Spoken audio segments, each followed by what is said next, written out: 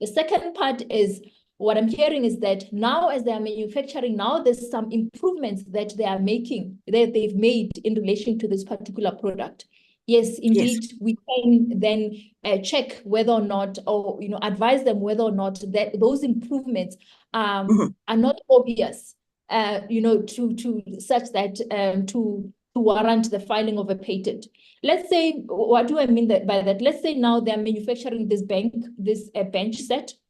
Yes. And the improvement is that one of the leg, maybe the previous one that is being made in the US, now the leg it has a shape of a diamond. I mean, one can say that is an obvious improvement. However, if there is a technical and an inventive improvement, then they can consider filing a patent for those improvements. However, it is still going to be important for them to check whether or not, as they implement the improvements, they're not going to step on anyone's toes. But I think their thought process is a good one. So as long as they've made the improvements, we can also, what we do, which is optional, but it's recommended, is conduct what we call a novelty search.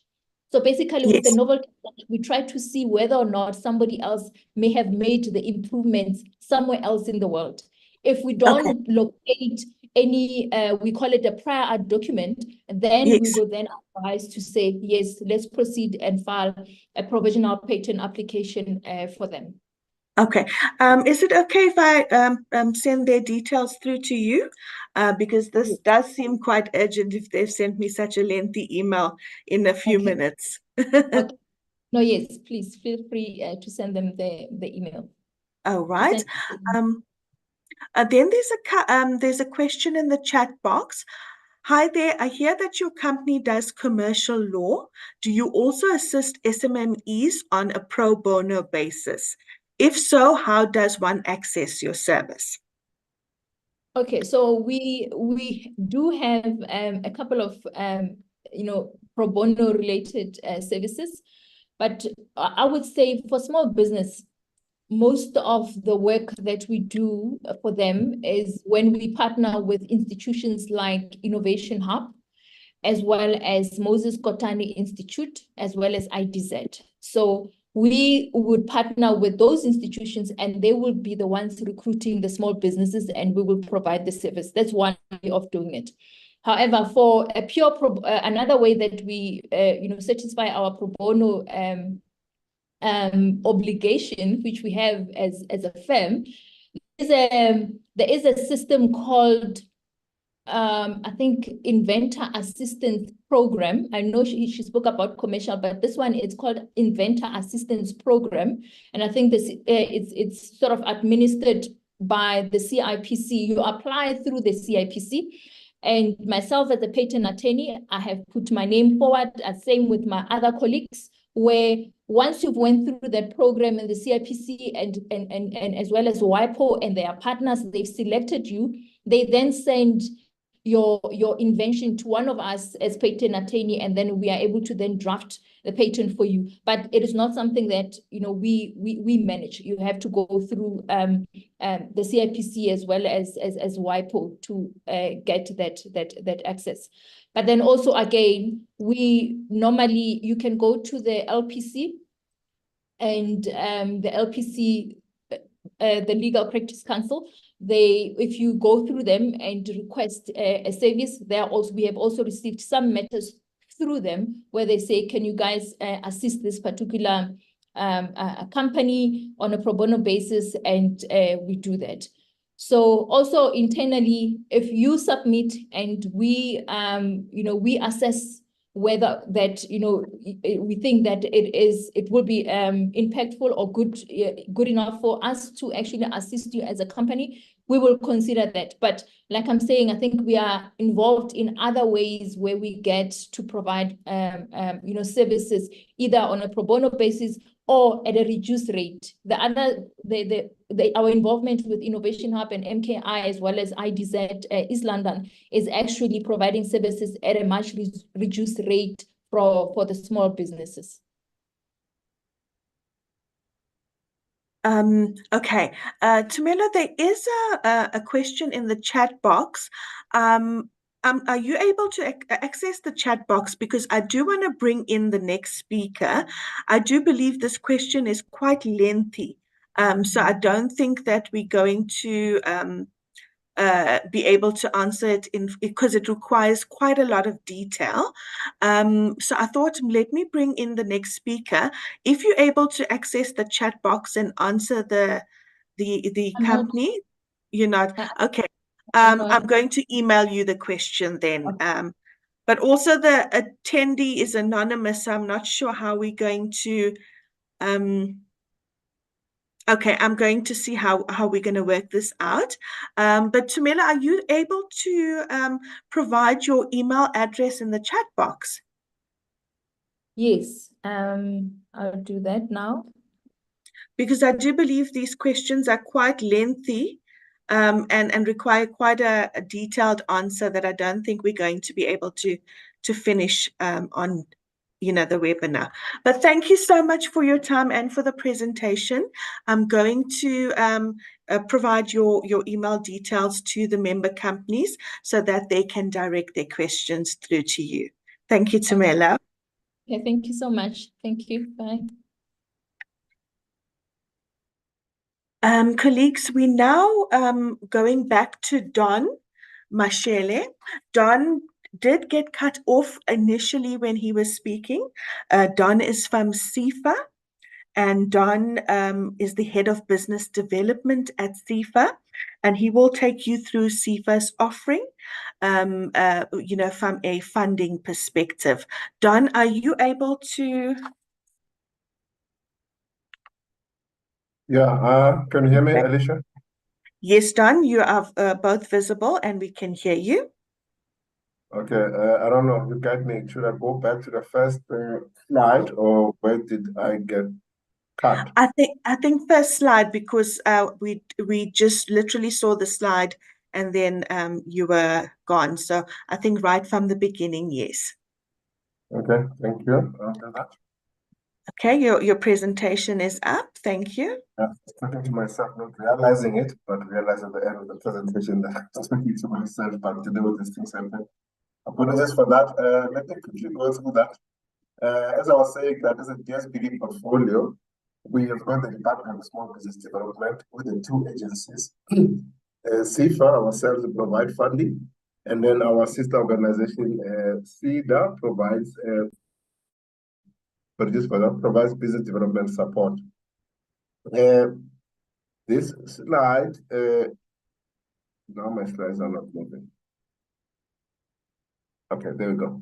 So this slide is presenting the whole of SIFA. I won't go again and talk about the other units. I would like to talk about the unit that is relevant for today's webinar, which is the direct lending area. Through direct lending, we provide funding directly to SMMEs and cooperatives. And we've got instruments that we use to assist SMMEs and cooperatives. The funding that we have at SIFA, under direct lending, the maximum is 15 million rands. We do have a program which I'll present later that is below that maximum. The minimum is 50,000 rands. In terms of the instruments, so this is how we get our money out there in the market.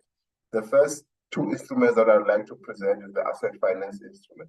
So through asset finance, we provide funding to those businesses that want to purchase an asset. It could be an equipment, it could be machinery, or any other form of an asset that can be identified by way of a unique serial number.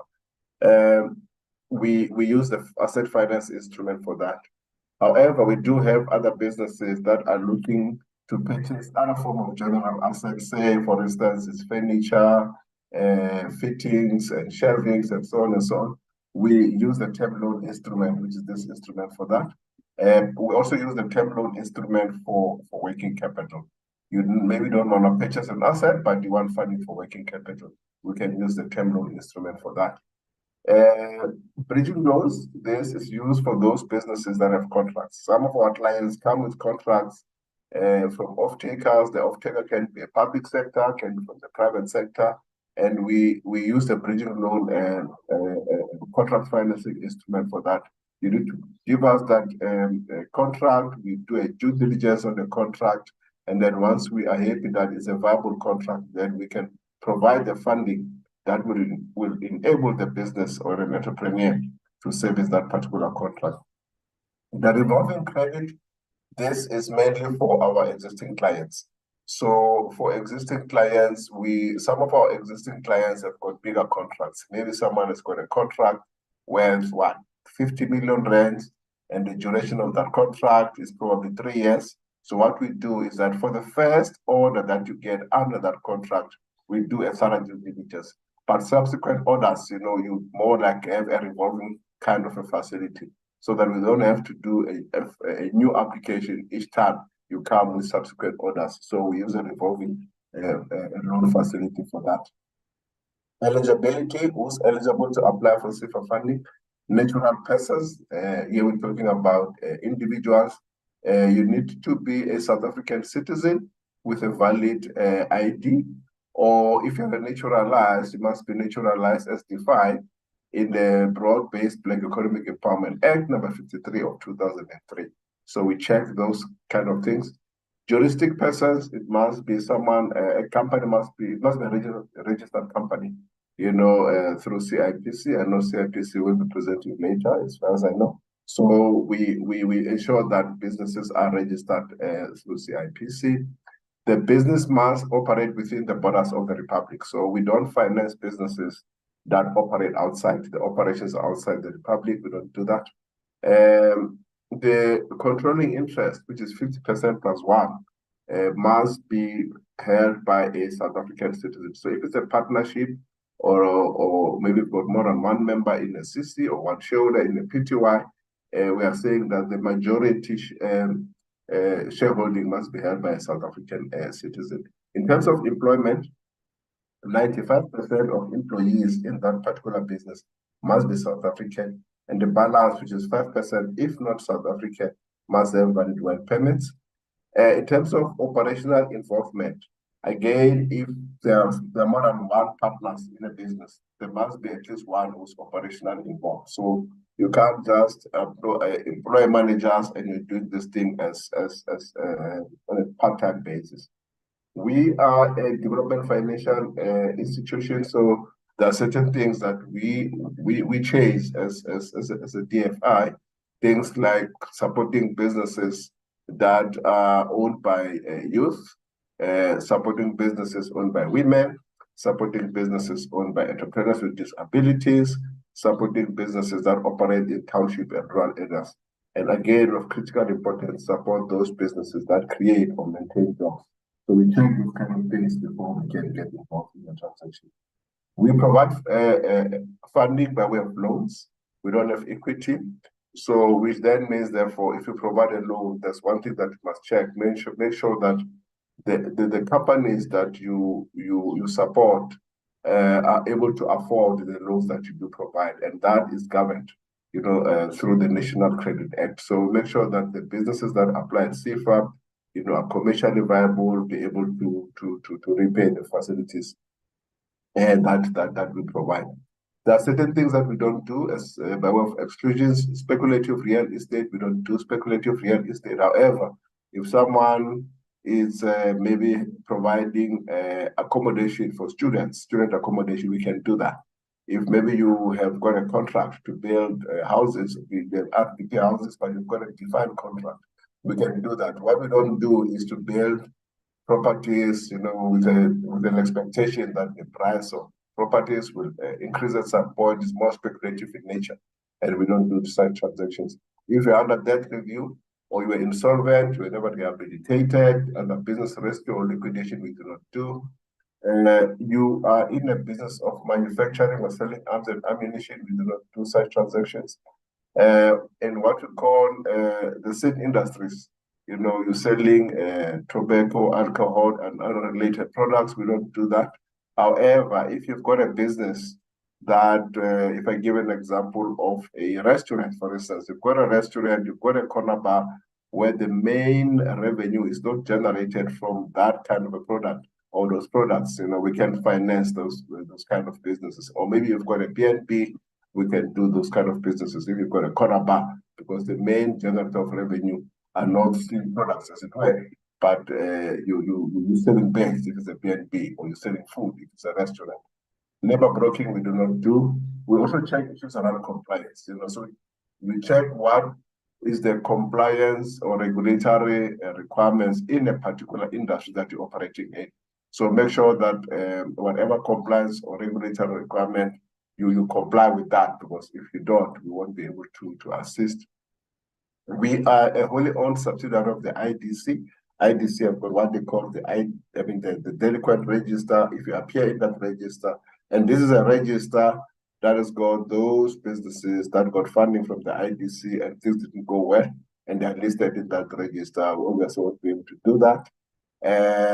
Again, if you are listed by National Treasury in the list of their restricted database of service providers, again, we don't do that. We provide funding for someone who want to start, or you want to expand, or you want to acquire a business. But in terms of acquisition, it mustn't be where you want to acquire a loss-making business, because sometimes people acquire a business that is making losses because the price of that business will be low, with an intention or expectation that you'll turn it around. Unless you give us a solid turnaround strategy, if it's an acquisition, it must not be a loss-making business. So lastly, in terms of the programs that we have, remember I was presenting the instruments that we have, the asset finance, term loan, contract finance, and the revolving credit. But these are the programs that we have. And by programs, these are blended finance instruments that we have put together as CIFA to address certain markets. The first one is the Township and Rural Entrepreneurship Program, TRAP. This is a popular program within the portfolio. It's keeping us busy because the demand is quite high. So TRAP is dedicated at assisting those businesses that operate in township and rural areas. It's the only program that does not go to a maximum of 50 million rand, because the maximum for this program it's a million rands. It's a blended finance instrument in a sense that it's a combination of a loan and a grant into one package. So if you're applying for funding, 50% of what you apply for will be a grant, which you don't have to repay. The other 50% will be a loan, and the loan part will only charge 5%. So the grant is limited to 100,000. So if you give an example, someone is applying for 100,000 rands, they will get 50,000 by way of a grant, and then the other 50,000 by way of a loan at 5%. If someone is applying for a maximum of a million rands, because the grant is limited to 100,000, they will get 900,000 by way of a loan at 5%, and the grant will be a maximum of 100,000. The repayment period is 36 months. Like I said before, the interest rate on the loan part is only 5%. We support here any form of a legal business in a country. We just giving examples there in this slide that clothing and textile, bakery, chiselling, and so on. It's not restricted to this. Any form of a legal business, whether you are a medical practitioner or you're a lawyer, whatever the case is, but you are operating in a township or rural area, we're able to support this kind of businesses. Eligibility criteria are very similar to this slide, which I presented here. But the only difference here is that the requirements for jobs, we are not saying 95%, at least here we're saying 70% of the jobs must be held by South Africans, and then 30% if not South African, with valid work permits. The other program that we have is called Abavuraglela Funding Scheme. This is a scheme that is dedicated at assisting entrepreneurs with disabilities. Here we provide funding up to a maximum of 50 million rands.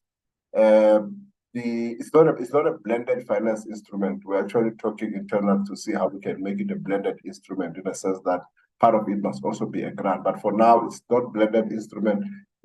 The only attraction to it is that the interest rate that we charge is prime less 5. So when you check where the interest rate is today, and then prime less 5, this is cheap funding. The maximum, like I said, is 15 million rands. We do have a grant facility, but the grant is for business development support. You want to put together a business plan, we can we provide a grant for that. And also for mentorship, post-loan mentorship, we provide a grant for this instrument. targeted at entrepreneurs with disabilities. The second last program is a small enterprise manufacturing support program. So this is a program that is intended to assist businesses to localize. When you talk about localization of our supply chains, or this program is dedicated at that. So here we provide funding at a maximum of 15 million rands. It's a blended finance instrument, blended in a sense that 20% of what we provide is a grant, and the maximum grant facility is 2 million rands. So we are providing funding here to support, businesses to purchase machinery and equipment, working capital, product accreditation, certification and testing. Like I said before, 50 million rand is the maximum. The repayment period is 84 months. 20% is a grant to a maximum of 2 million rands. Again, eligibility criteria very similar to what we have in terms of the previous slide that I did present. So this is a program, like I said, and emphasize to deal with the issues of localization.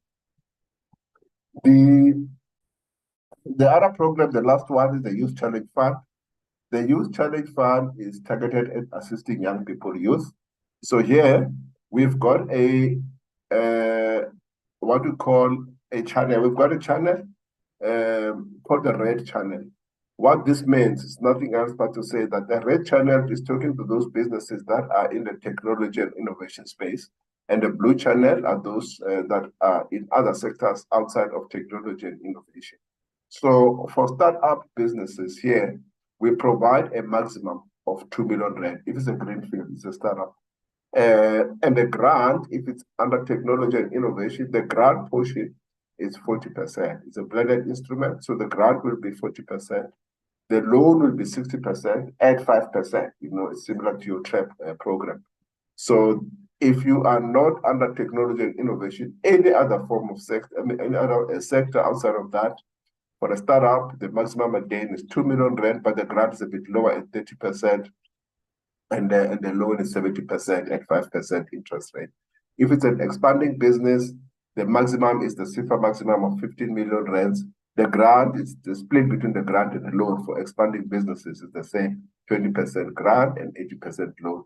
A loan again is at 5% interest rate. Eligibility very, very similar with other the SIFA other programs, except that this one is dedicated at supporting young people. Our contact details, you can get more information in terms of what I'm presenting here on our website. You need more information, you can also dial our call center, also our helpline. If maybe you need more details, probably you've submitted an application, you're not happy with the service or the turnaround time, whatever the case is, I encourage that you drop us an email at complaints@sifa.org.za. I happen to manage the team that deals with this, so we'll be able to address your complaint. Our social media platforms, X and the Real SIFA, you also can find us on Facebook or on LinkedIn. But what is important here is that we have got an online application portal. We don't use application forms. So if you go on our website, which is www.sifa.org.za, you are able to apply online. The top right-hand side of our website, where it says apply for funding, you have to register. It's not a digitized application form, it's a pre-screening portal. So it will ask you questions about your business to make sure that you're eligible to apply for SIFA funding. So once you have registered, it will give you an inquiry number. And then once you are eligible, you fall within the businesses that were mandated to assist, it will then request you to upload documents. You upload all the right documents, it will give you an application number. Once you've got an application number, and then the relevant regional office will contact you and take the process forward. So yeah, thanks. Back to you, Alicia. Thank you very much. John, thank you so much for that presentation. I noticed that colleagues or member companies are emailing me directly to ask questions. I have 49 emails in the email box in terms of questions. We're not going to get through that. Perhaps, Don, if I can ask, I'm going to have to ask Liseko to perhaps, if you're willing, to do a separate webinar to go through these. We're not going to answer 49 questions in the next 10 minutes. Yeah, I'll speak to Liseko to possibly do a separate webinar because I see there's a lot of interest. I also see there's a hand raised. I can't see whose hand is up. It's mine, Alicia. Oh, okay. Yes, Don. Yeah, what I would suggest, if those questions, people have got their email addresses so that we can respond to them directly. Yeah, Because you can send us the questions, our call center, we can sure. respond to them, and then you can choose whether we send them back to you and then you send to the members, or we directly send them back to the members. But we don't Okay. necessarily then have to have another webinar. We can address those questions. But if there's a need for a webinar, we'll do that anytime. But I think for now, you can send those questions, we'll I address must them. forward them to you. Sure. Yeah. I'll do that. No problem at all. All right. Thank you so much, Don. I will forward those emails through to the, you say to the call center. No, I'll forward them to me directly to my email address. To you directly. Okay. I'll do that and then we'll take it from there. Thank you very much, Don. Welcome. Thank you. Bye-bye. Colleagues,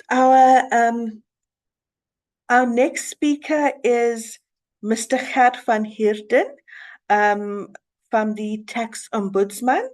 Gert is the Legal Services and Senior Manager for Legal Services and Systemic Investigations.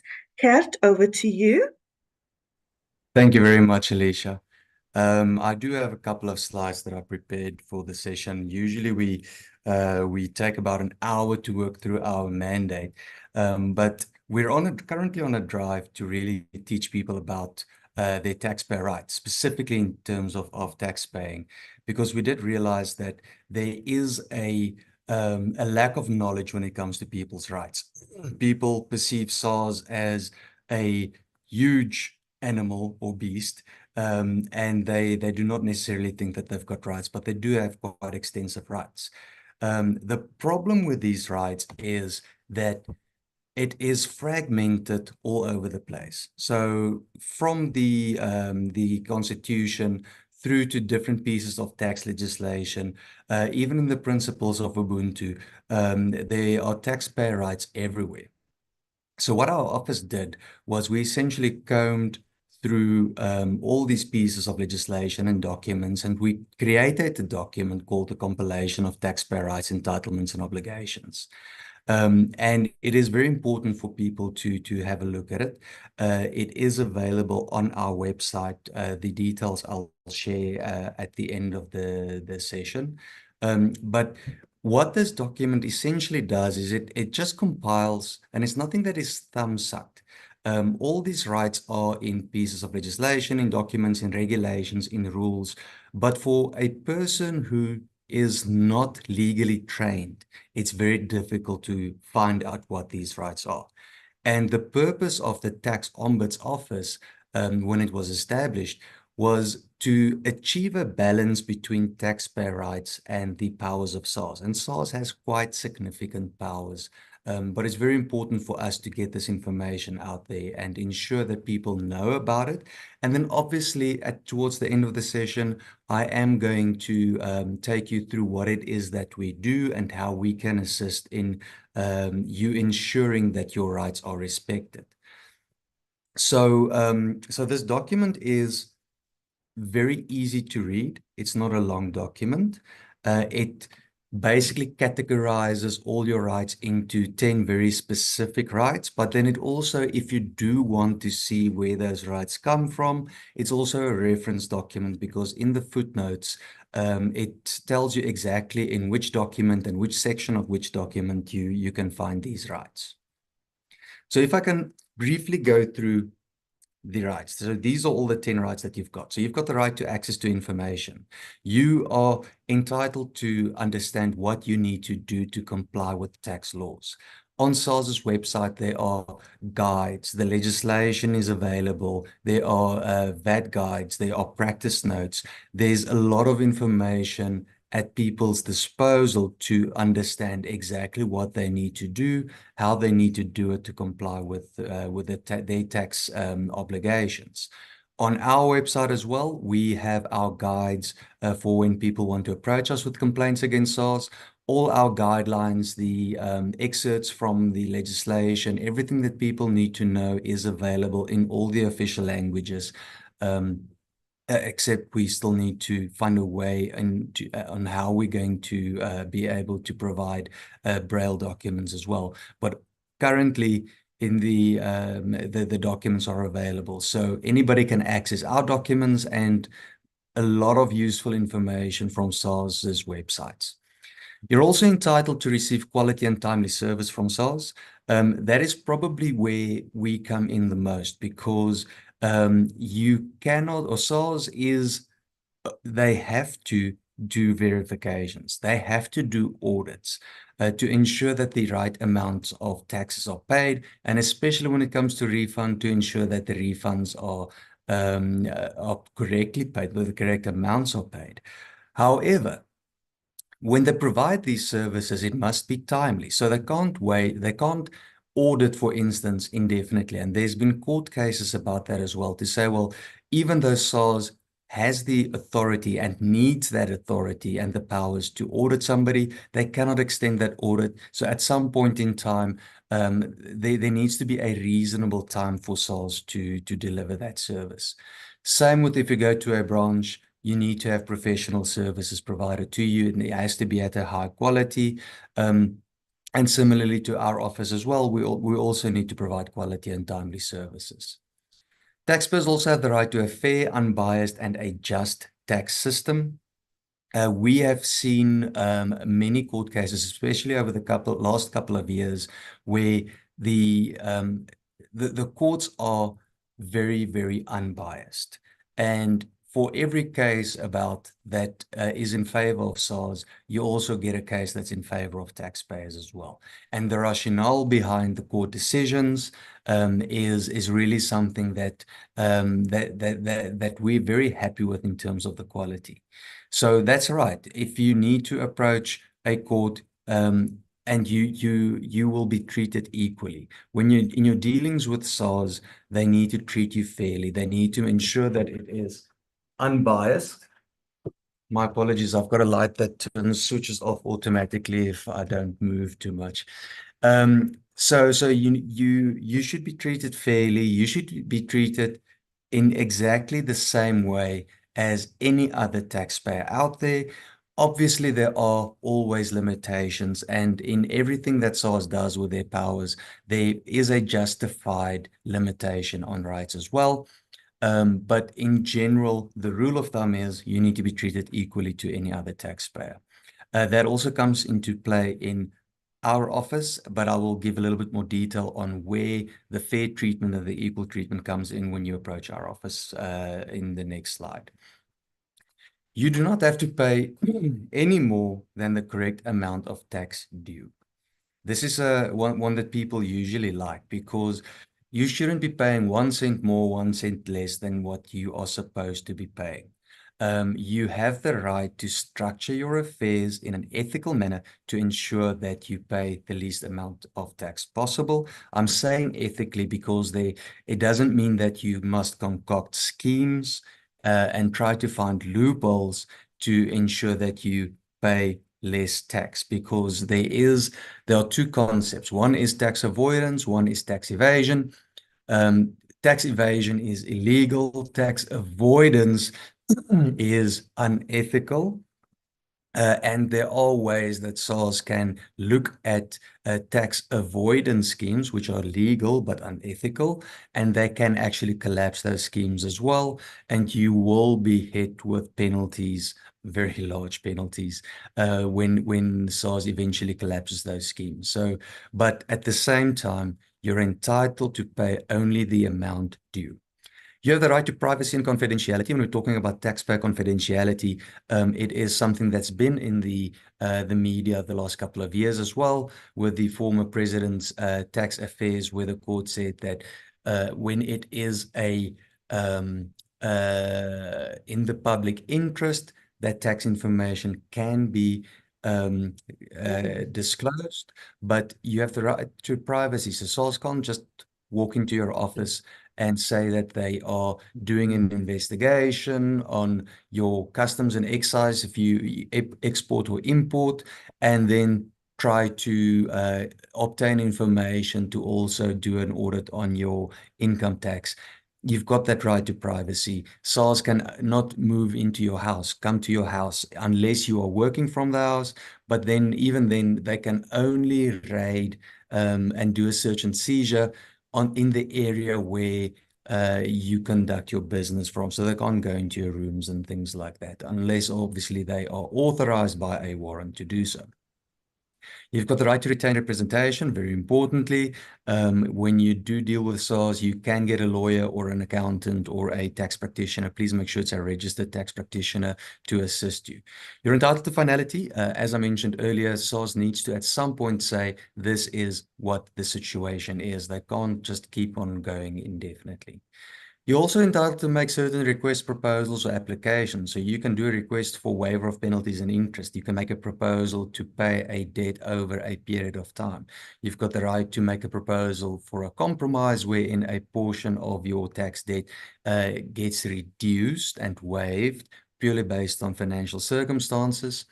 You're also entitled to complain without fear of victimization. When it comes to our office, we often get people saying that they're afraid to come to us because they're afraid of being victimized. The tax ombudsman has a direct line to the commissioner. So the moment that there is any allegation of victimization, it gets dealt with at the highest level between our two offices.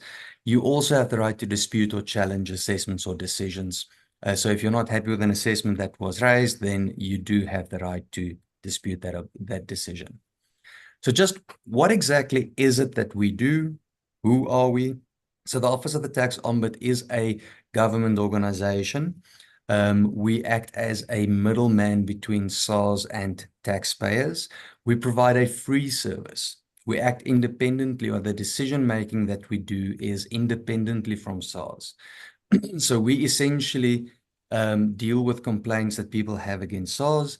We have a full view of SARS systems, and without even the needing to request information from SARS, the moment you lodge a complaint, and if it falls within our mandate and none of the limitations to our mandate apply, we can go into SARS system and we can see what exactly is happening there, which makes us a little bit more efficient than if we had to ask SARS for information first or give them a right of reply, whatever the case may be. So our mandate is to review and address complaints by a taxpayer. It must be against SARS, the complaint. It must relate to a service, a procedural, or an administrative matter. And it must be in relation to how SARS applies legislation.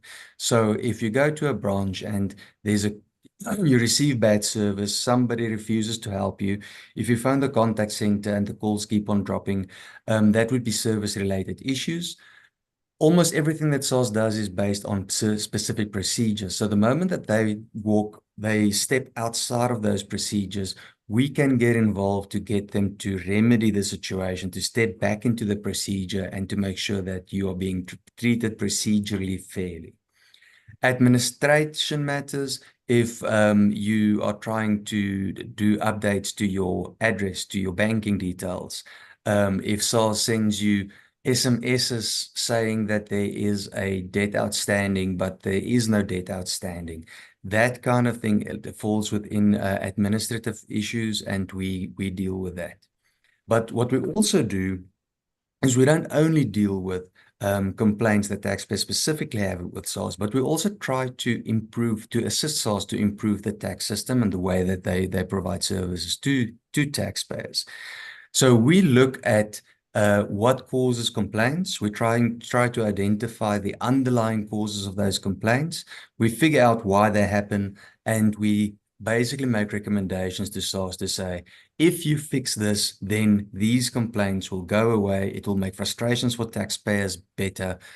And it will also save you time because you're going to spend less time dealing with the issues that the taxpayers are having. So just a couple of things that we cannot deal with. First of all, we cannot deal with a matter where a taxpayer did not lodge a complaint with SARS. It's very important. As with any other ombudsman, we are essentially an office of last resort before you approach a court. So you need to go to SARS first, and you need to give them the opportunity to resolve your issue. And it must be done through the complaint management office in SARS. This is a legal obligation that we have. So we are not allowed to even touch that complaint unless you went to SARS first. We're not allowed to review legislation or tax policy, so we can't tell SARS that a piece of legislation is unreasonable, unconstitutional, whatever the case is. We cannot tell SARS to move the VAT rate back from 15% to 14%.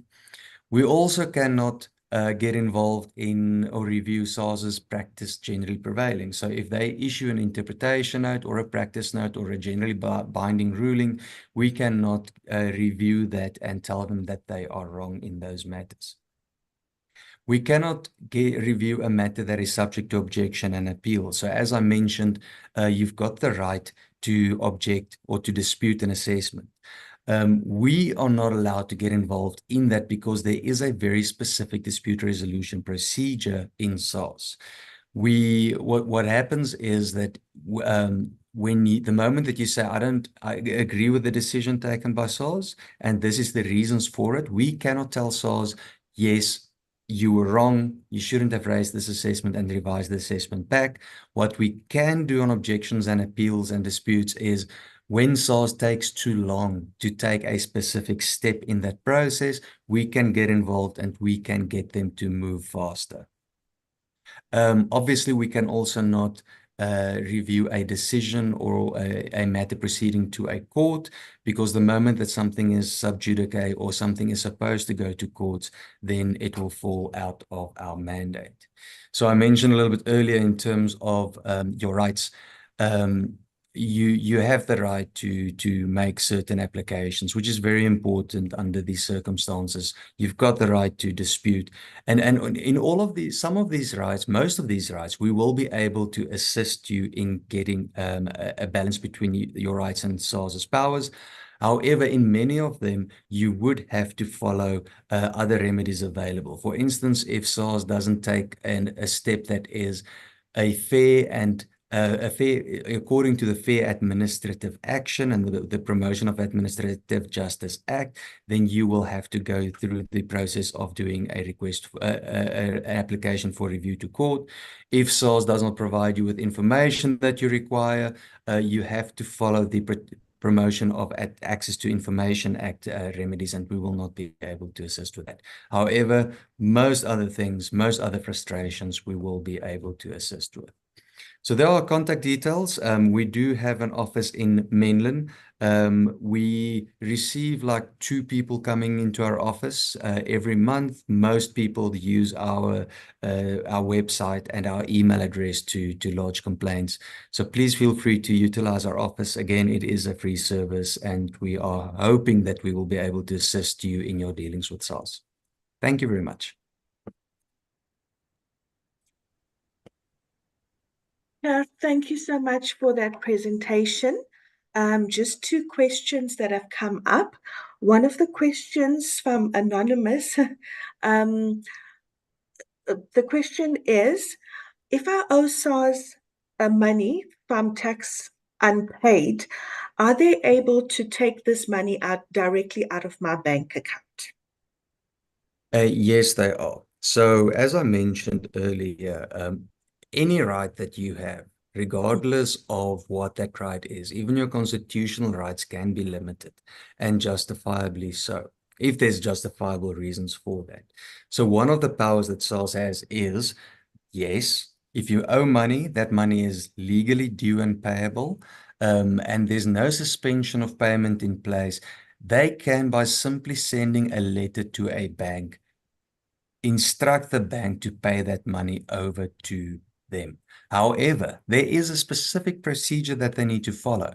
They need to, for instance, send you a final demand. That final demand has certain requirements on it that it should inform you that you can request a deferred payment arrangement, you can do an offer of compromise, and they should also inform you that in the final demand, that if you do not pay the amount, that they can take that step. They can take money out of a bank account, and worse, they can even approach the court without issuing a summons, again, by simply sending a statement to the court, and they can obtain what is the same as a civil judgment against you.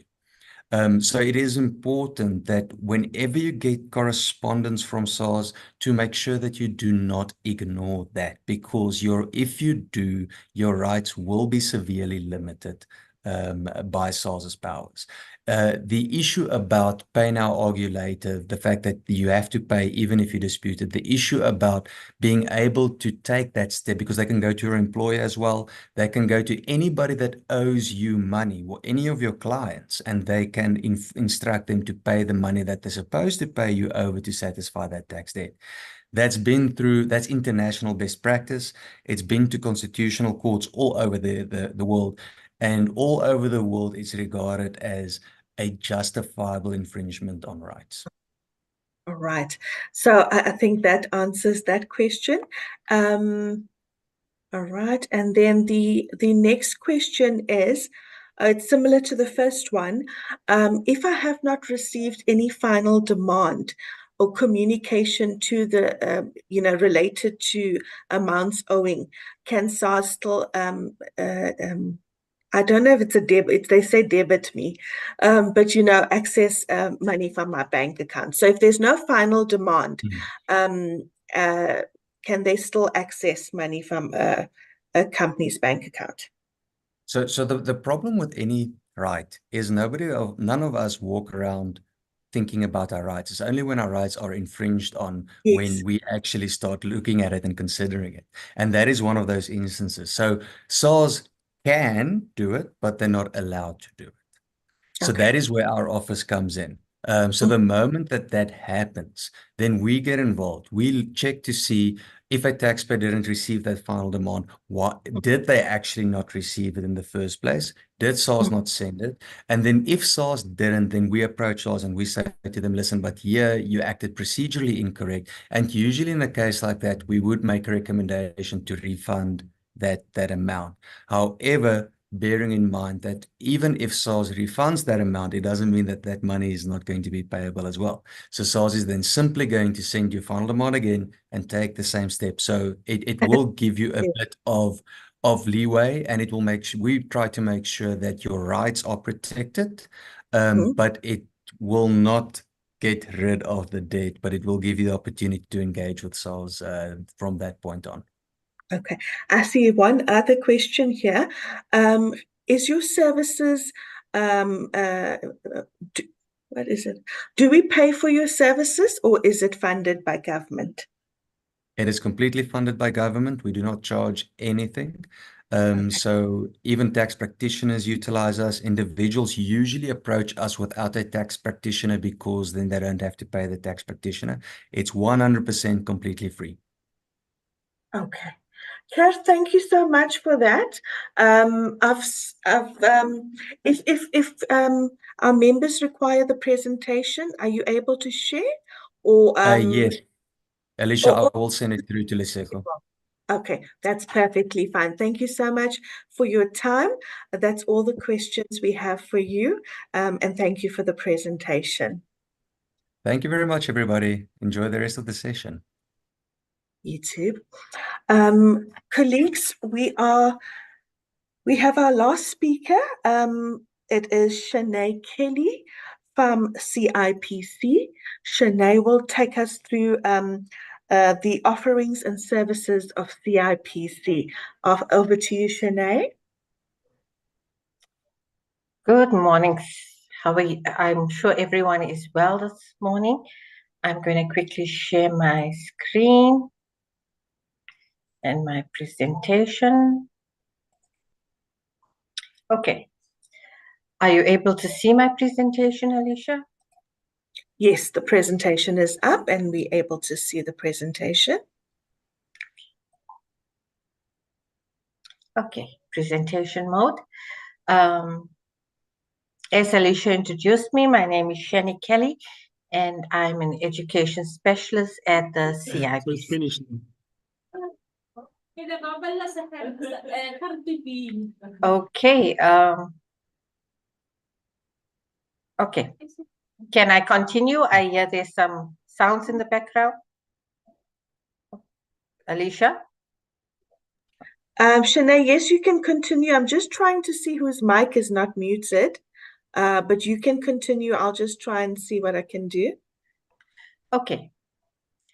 I'm going to talk to you briefly about the introduction to CIPC, the benefits of having a business registered, fake CIPC agents or people claiming to be CIPC agents, different platforms which we have depending on the type of registration you need, companies categories and the types that we have of companies, the name reservation, the name for your company that you want to register, the cost implication of that, as well as private and non-profit company registration. The platforms in which you can use will be bus portal, e-services, and self-service centers. And lastly, but most importantly, are annual returns. Okay. Now, CIPC was brought into existence. Oops. Oh, sorry, I have no idea. Okay. CIPC was brought into existence in the Companies Act of 2008 in terms of Section 185, subsection 1 of the Companies Act. The Commission was established as a juristic person to function as an organ of state within the public administration, but as an institution outside the public services.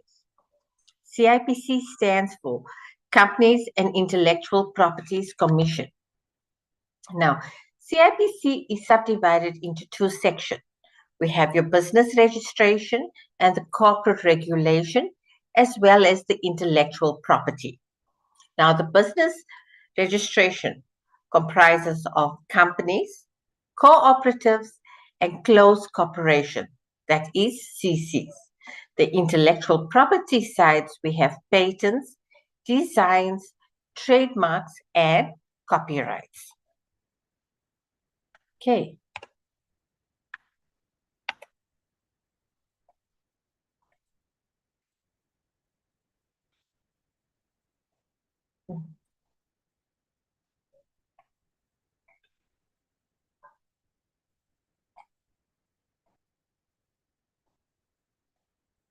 CIPC's objectives: registration of companies, cooperatives, and intellectual properties rights, and the maintenance thereof. Disclosure of information on our registers, enforcement of the relevant legislation. Remember, CIPC is governed by various companies' acts or various laws. Promotion of education and awareness of companies and intellectual properties law, licensing of business rescue practitioners, monitoring compliance with and contravention of the financial reporting standards, as well as making recommendations thereto. Reports, research, and advice to the Minister on matters of national policy relating to companies and intellectual properties. Okay, now this is briefly the benefits of having your business registered. A registered business has limited liabilities. That means the directors and the shareholders are not personally liable for claims made against the company. However, they are still liable as directors. This basically means that we will not come and attach your personal properties. However, the court will instruct you to pay your debtors. Registered business can exist indefinitely. If a director or shareholder dies, the business can continue. We can do a change of directors. Registered companies can apply for government tenders, contracts, or support from government. It is more professional to do your business under a registered business name than under an individual name or under a registration number.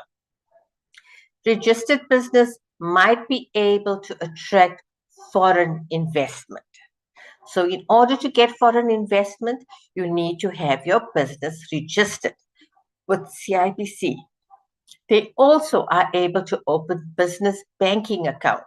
And we all know that having a business banking account has additional benefits. Okay, fake CIBC agents. CIBC does not have any agents.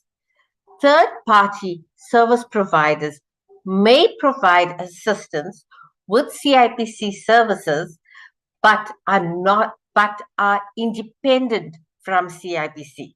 That means they are not contracted with CIBC. The majority of these service providers are legitimate and provide services in an ethical and honest manner. However, we do get exceptions. Customers must be aware that there are persons that take money from customers to do services with CIBC on their behalf, but disappear with the customer's money without providing the services, or even provide fake services or documentation. It is therefore important to first make sure that your service provider is legitimate. Alternatively, you can do the services on CIBC's platform yourself. CIBC charges prescribed fees for services. However, third-party service providers charge additional fees to do the services on behalf of the customer. Okay.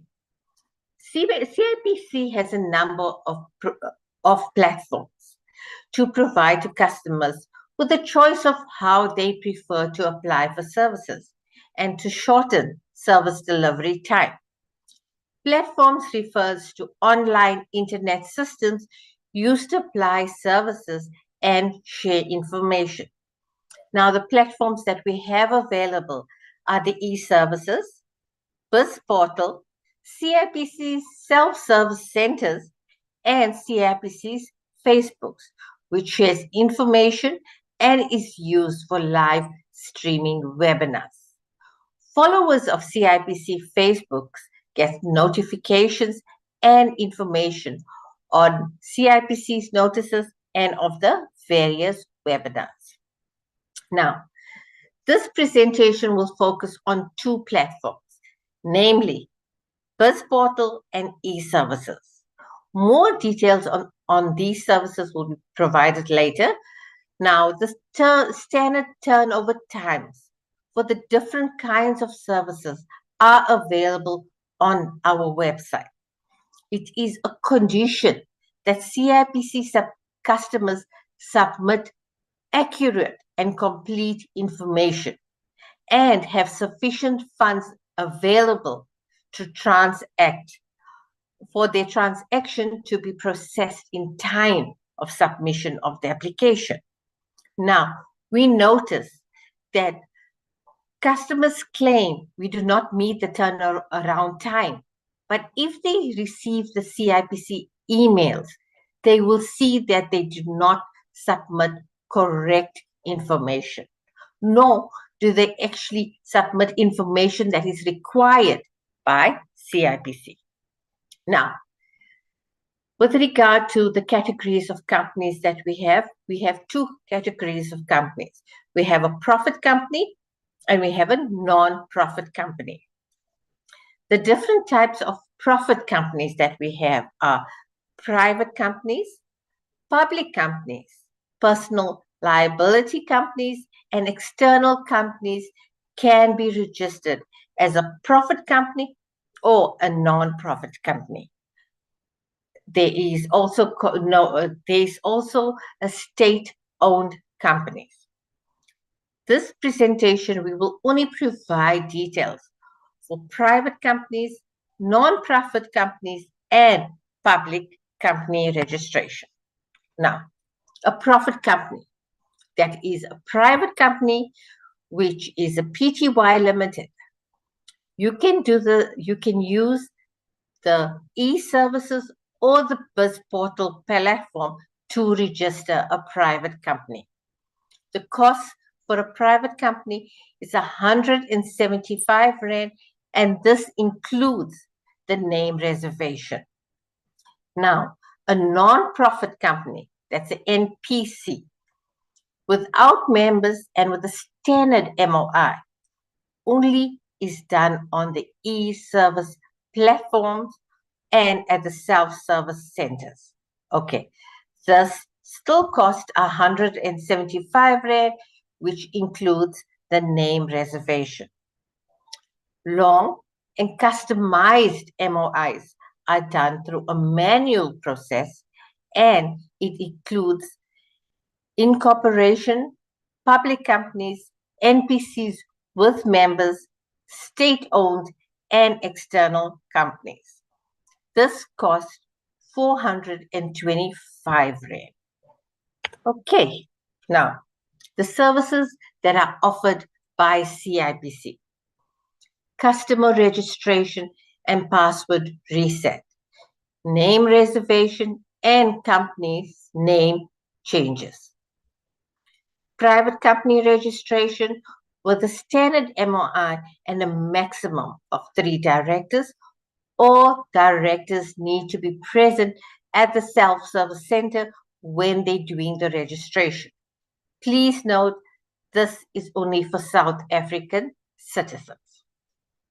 The directors and the membership changes, the BBBEE certificate for exempt micro enterprises, businesses whose turnover is less than 10 million, with company registration or submitting annual returns. No fees or accountant letter is required. Isn't that awesome?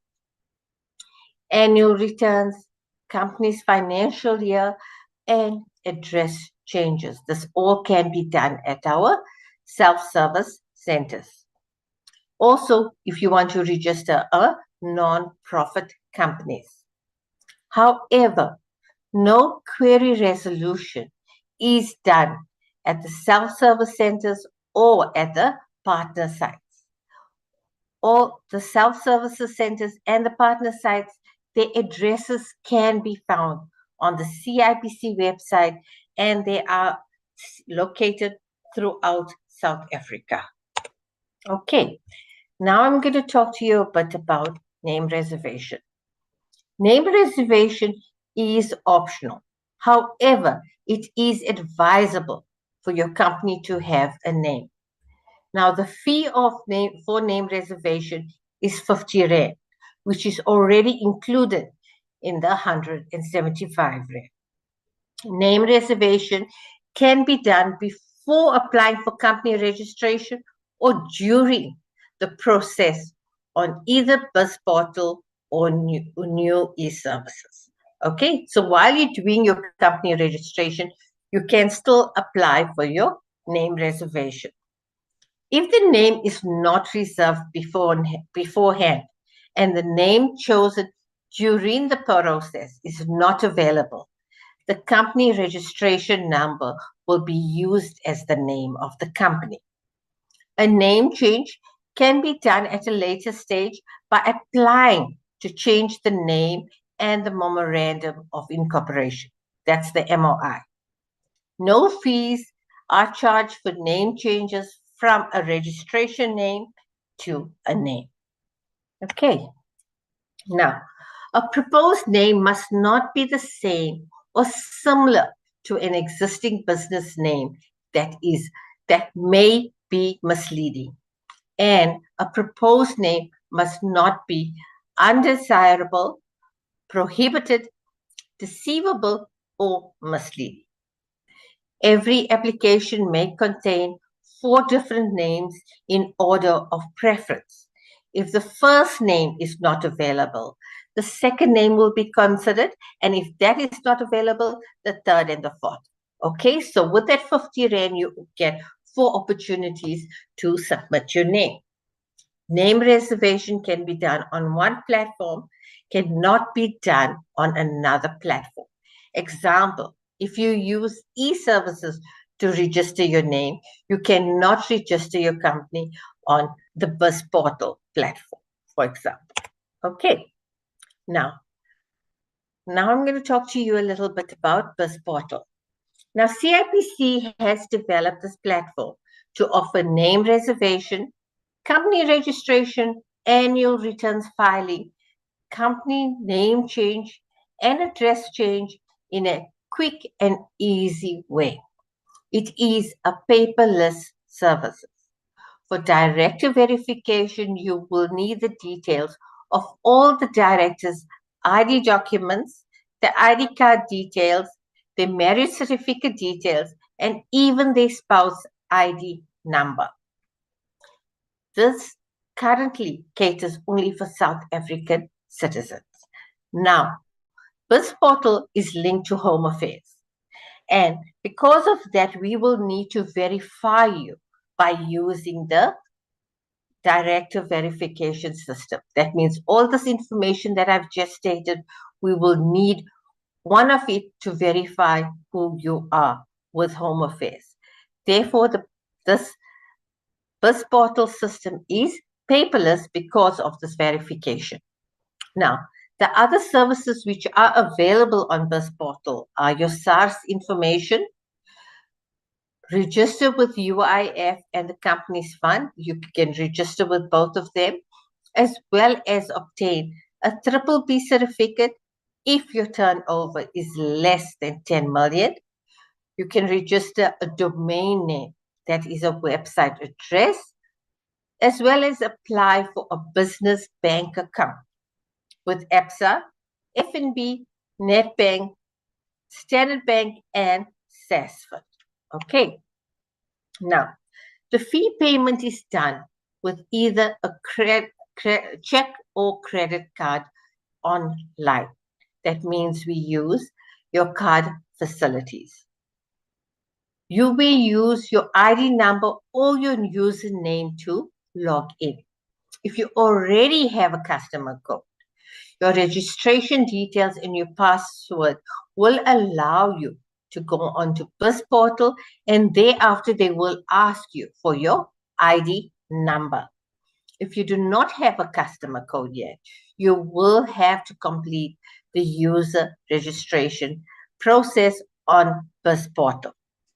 The system will allocate you a customer code, which should be kept for when you want to access systems that are not available on BIS portal, or for which one of the other platforms must be used.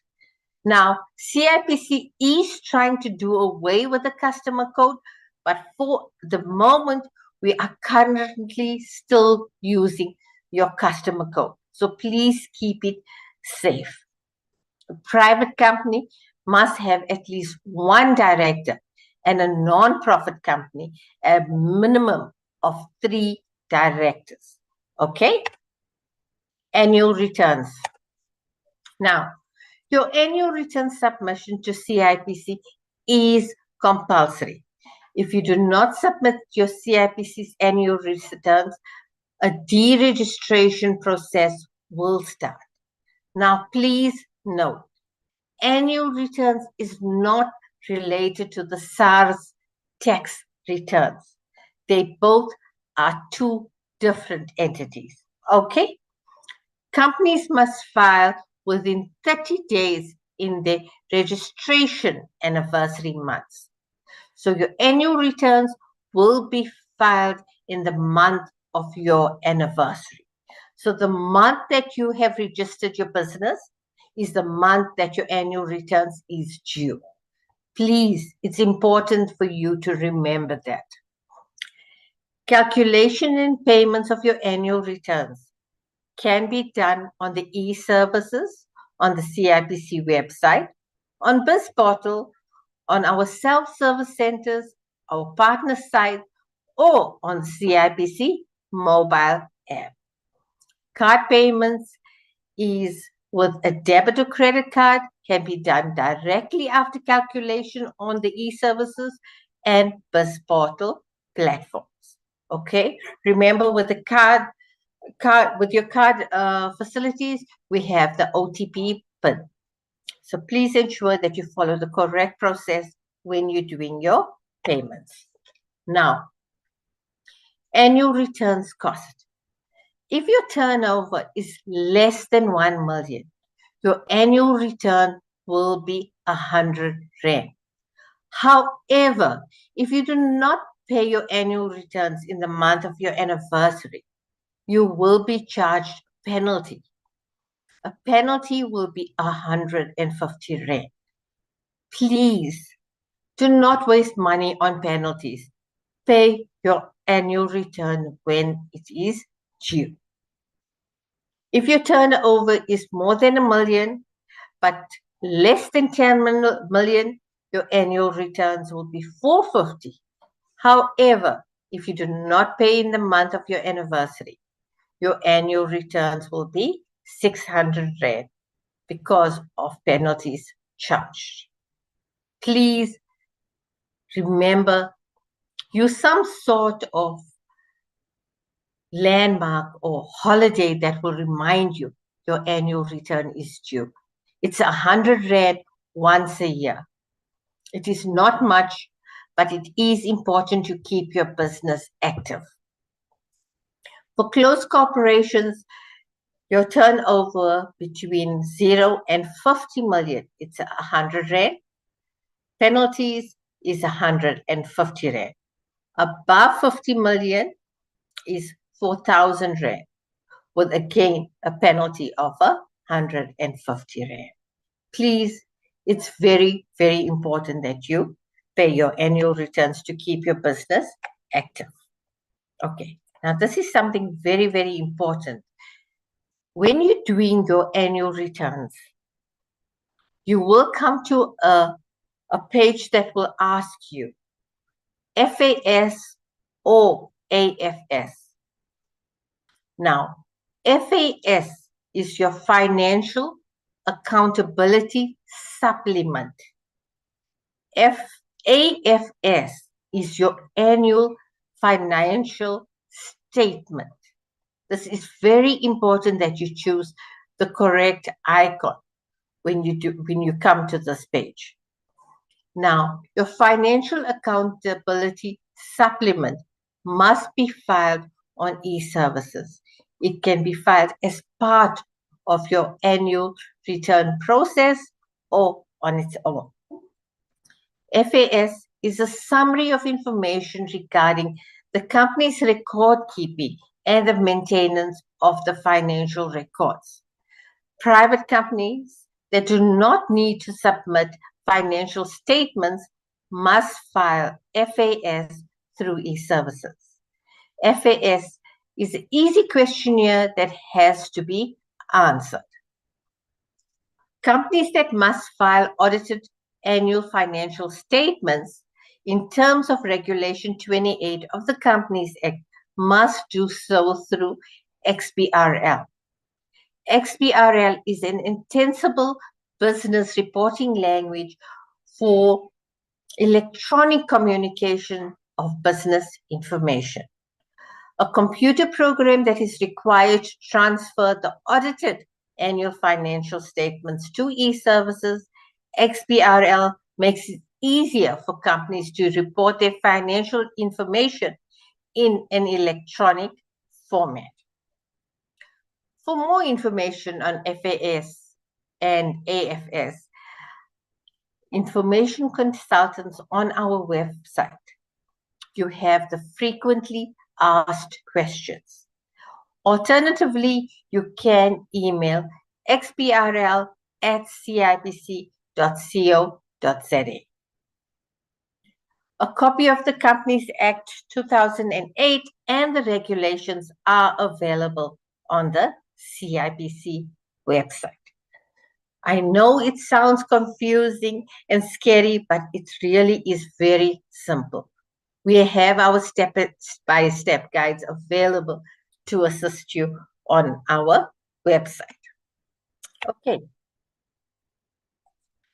I'm almost at the end.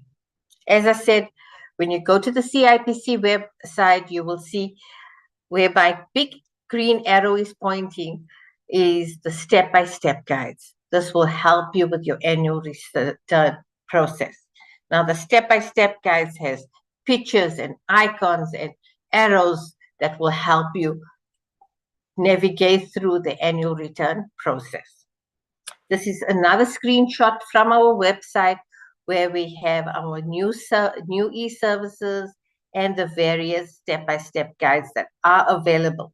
You just need to click on the category that you want and you'll have the relevant guide. Okay, you see there's the XBRL step-by-step guide as well. Okay, choose one of any one of them and you will get your guidelines. Inquiries. All inquiries must be logged with the CIPC website. You'll find the query resolution system under inquiries. Now remember, currently the QRS is not working. Our system is offline. However, on our website, there is a notice on which email address you need to send your query through. Alternatively, if you have a query, you're welcome to send it through to me or through education@cibc.co.za. Okay, you can as well call the call center of CIBC at 086 100 24 72. Our Facebook page, which is called the CIBC. Now, our Facebook page, our consultants, officials respond immediately to queries that are logged on our Facebook page. But please do not submit your personal details on Facebook. Do not submit your ID number or your passwords on CIBC Facebook. If you have a query that is general, please post it on the Facebook page. However, please email us so that we can answer direct or questions that are pertaining to a company or individual directly. Okay? Now remember, our CIPC notice, remember to regularly visit the CIP's website to view all our notices for any new development on CIPC, as well as you can be a follower on the CIPC Facebook page. Now, this I'm going to tell you. Now I'm almost in the end. I'm going to tell you about this awesome program that we have available for directors of companies. CIPC has launched the Learn IBIS program. It is a short educational course aimed at assisting new and existing SMMEs, company directors to gain knowledge of their duties and responsibilities as directors and to ensure compliance to governance requirements. The program is free of charge and anyone who is interested can register on the CIPC website to join the short course. One can follow the course in your own time and at your own pace. The persons that are attending the course can obtain a certificate of attendance after completing the course, and please note, this course is not a credited course. Inquiries pertaining to the course can be sent to e-learning cipc.co.za, or you can phone the CIPC call center or go onto the CIPC web Facebook page. Okay, so I've now come to an end of my presentation. The questions and answers I'm sure you're all been waiting for. Alicia? Renee, thank you for that presentation. There are a few questions that I have for you. Good day. I have been unable to access the CIPC services for a couple of weeks now, specifically the BIS portal and e-services. The error message says Home Affairs is unavailable. Please, can you assist me to understand this error? Okay. In my presentation, I have said to you that we are linked with Home Affairs. Therefore, our systems are paperless. Now we need you to verify your details before we can continue with your query or whatever transaction you need to do with CIPC. Unfortunately, Home Affairs is another government department, and as soon as they become available or their systems become active again, then we will be able to continue with your transaction. Okay. Right. The next question they ask, is B2B Hint a part of CIPC because they have the exact same details on their site that is available on CIPC for all businesses? Repeat that, the beginning of that. Is B2B Hint, it's a site. It has all of the same information that CIPC has for all companies. Is this a site a part of CIPC? No, it's not part of CIPC. It's not part of CIPC. All we right. Just have this portal that is one of our paperless site and e-services. Okay, e-services and BIS portal. Okay, let's just see here. Good day. Will the CIPC be sending company docs out as soon as we've registered, or is there a long waiting period of over a month? CIPC sends out your documents. You see, we use emails now. We are not posting documents. Mm-hmm. So if your documents is not emailed to you, please check the email address that you have given us. Alternatively, you can go on our site under disclosure and download your documents. So there's no need for you to wait for your documents over the prescribed period after it has been registered. Okay.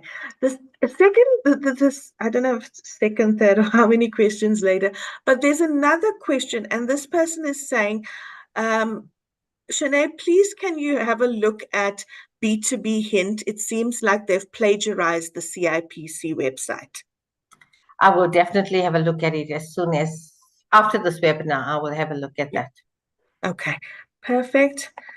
Next question also, B2B Hint has definitely plagiarized CIPC. What we see on CIPC for our company information is exactly available on B2B Hint. The reason we think this is because we've never given, as a company, I've never given permission for B2B Hint to publish my information. Hence, I feel it is plagiarized from CIPC. Okay, I will look into it as soon as I'm done here. I'll definitely look into it. Thank you so much. That is all the questions we have for CIPC. And there's just one for Tumelo. For trademark, can you share the prescribed cost? So what I'm going to do is I'm going to share Tumelo's email address where, because I don't think a cost can just be shared without reviewing all the information. So I'll share Tumelo's email address so that you can make contact. That is all the questions that we have in the chat box. There's no further questions that have come through. whatever I find on email, I will share with the respective speakers. But speakers, thank you so much for joining us today, for making time to present to our members. We really do appreciate your contribution. And we hope to see you at the summit. I don't see any further questions, so we are happy to close the webinar. Thank you, colleagues. Thank you, members. Thank you, speakers. We appreciate you making the time, and we hope that the session has been extremely valuable to you. Thank you from everyone at Proudly South African. Bye-bye.